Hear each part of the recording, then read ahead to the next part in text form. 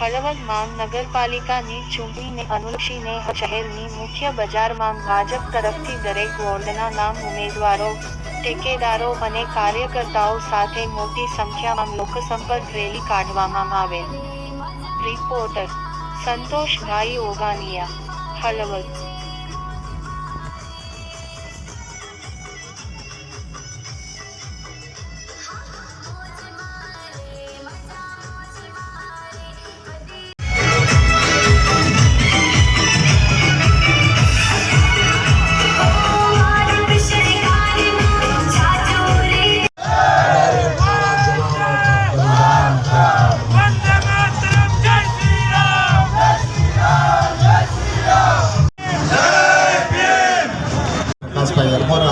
અને જિલ્લા ભાજપ પ્રમુખ સાહેબ હળવદ ની બોડી છે ત્યારે તપનભાઈ દવે સાહેબ અને તમામ 28 ઉમેદવારો. આપણે ડબલ એન્જિનની સરકાર છે અને સરકારના જે વાંછિત લાભો લઈ અને હળવદ નગરનો ખૂબ વિકાસ થાય એવી રીતે ચૂંટણી લડી. વેપારીમાં હળવદમાં એક આખો અનેરો ઉત્સાહ છે. માનનીય વડાપ્રધાન નરેન્દ્રભાઈ મોદી સાહેબે દરેક ભારતીયોમાં રાષ્ટ્રીય ચેતના જગાડી છે. આખા ભારતમાં રાષ્ટ્ર ચેતના જાગી છે ત્યારે હળવદ રાષ્ટ્રપ્રેમી ગામ છે. રાષ્ટ્રપ્રેમી ગામમાં રાષ્ટ્ર ધર્મ નિભાવતા ભારતીય જનતા પાર્ટીના 28 કાર્યકર્તાઓને બધાએ મન બનાવી લીધું છે. આ 28 સેવકો વડાપ્રધાન નરેન્દ્રભાઈ મોદી સાહેબે જે વિશ્વગુરુ ભારત બનાવવાનો જે સંકલ્પ કર્યો છે એમાં વિકસિત ગુજરાત બનાવવાનું છે. એમાં હળવદને આ નગરને મહાનગરની ફિલિંગ અપાવવાનું, એક લોકોનો વિકાસ થાય એ પ્રકારના કામો કરવાના છે.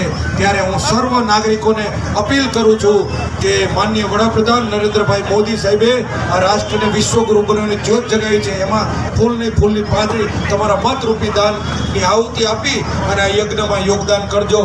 મને વિશ્વાસ છે કે હળવદમાં જે રીતે 28 ઉમેદવારો બધી જ્ઞાતિઓના, બધા પ્રકારના સારા લોકોને ભેગા કરી અને એમની ઉપર રણછોડભાઈ કવાડિયા સાહેબ અને આખી પ્રદેશ અને રાષ્ટ્રીય લેવલનું માર્ગદર્શન હોય એટલે મને વિશ્વાસ છે કે 28 લોકો સેવામાં કંઈ કચાશ નહીં રાખે. એટલે આપણે સાથે મળી અને હળવદમાં ભગવો લે એટલી વાત કહીને મારી વાત મેળવી.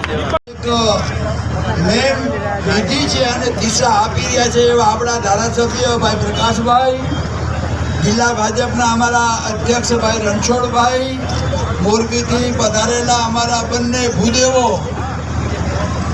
અને તમામ 28 ઉમેદવારો, મંડળના પ્રમુખો, મહામંત્રીઓ અને પાર્ટીની વિવિધ જવાબદારી સંભાળતા તમામ સાથીઓ.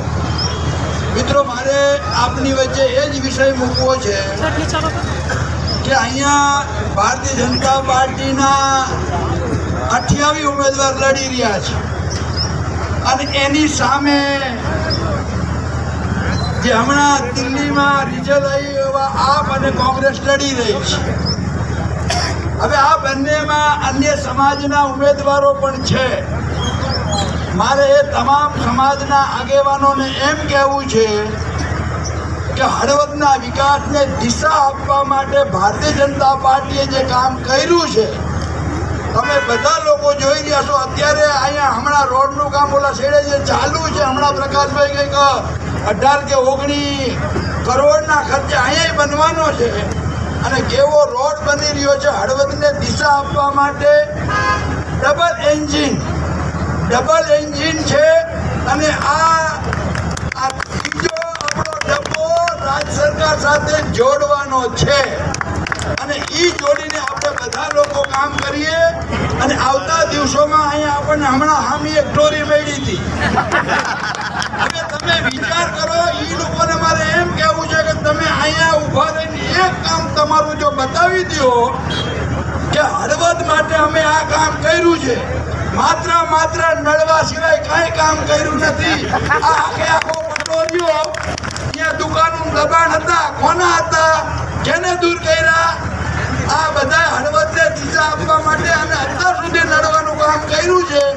ભગવાન અને સદબુદ્ધિ દીએ કે હવે નડવાનું બંધ કરે તો સારું. આપના બધા કાર્યકર્તાને એ કહું છું કે આ જે 2 દિવસ છે બે દિવસ છે ને એ બાકી ચોકી કરવાના છે એ તમે બાકી ચોકી કરજો. કોઈ કોંગ્રેસી બકરું આવીને એકાદું કમળનું ફૂલ ક્યાંથી તોડી ન જાય એની સાવચેતી તમે રાખજો. અને આ 2 દિવસ હુવાનું નહીં, જાગવાનું. પણ મતદાન બૂથ સુધી તમામ લોકોને મતદાન કરવા લઈ જવા એ આપણી જવાબદારી છે. બૂથ વાઇઝ ડિવાઇઝ કરી અને બૂથનું મેનેજમેન્ટ કરજો એવી બધા કાર્યકર્તાને અને ઉમેદવારને શુભેચ્છા પાઠવું છું. કે આજે આપણે 28 ઉમેદવાર સાથે આપણે આંબેડકરજીના ફૂલહાર ચડાવીને આશીર્વાદ લીધા છે. તો આજે અમે પ્રાર્થના ભગવાનને કરીએ છીએ કે 28 વિજય બનીને આશીર્વાદ લેવા આવશું.